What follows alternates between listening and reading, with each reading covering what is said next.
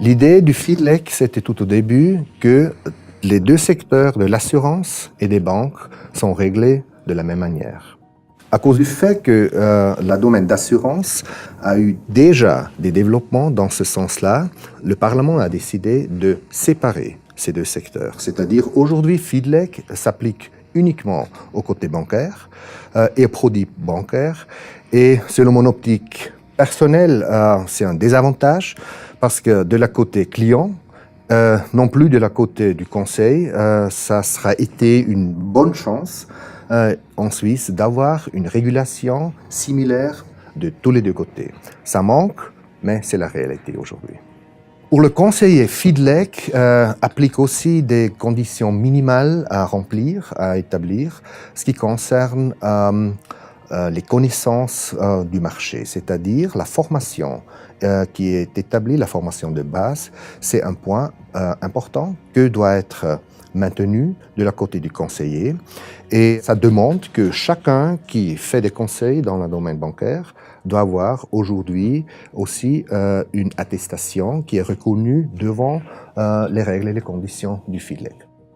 Quand on a fondé, ça fait plus que 20 ans, IAF à l'époque, on a eu l'idée d'avoir une approche intégrale. Intégrale dans le conseil signifie que tous les domaines, pas seulement assurance, mais aussi côté bancaire, produits bancaires, soient reconnus d'une manière correcte. À cause de ça, tous nos certificats, tous nos diplômes que nous avons dans le marché aujourd'hui en Suisse sont reconnus de la FINMA. Et il inclut aussi reconnu des conditions minimales du FIDLEC. Quand le FIDLEC va entrer en vigueur, IAF est déjà prêt parce que tous les certificats qu'on offre sont à l'aise par rapport aux conditions du FIDLEC. IAF n'a jamais eu l'optique, disons, répartie seulement une des 2 ou 3 domaines, c'est-à-dire seulement assurance ou seulement bancaire.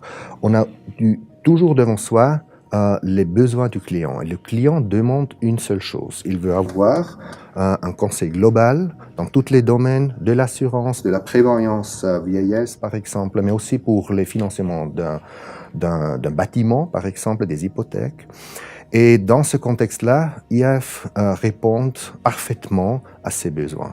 C'est-à-dire, une personne qui a des certificats IAF est bien à l'aise de conseiller le client d'après ses besoins d'une manière intégrale.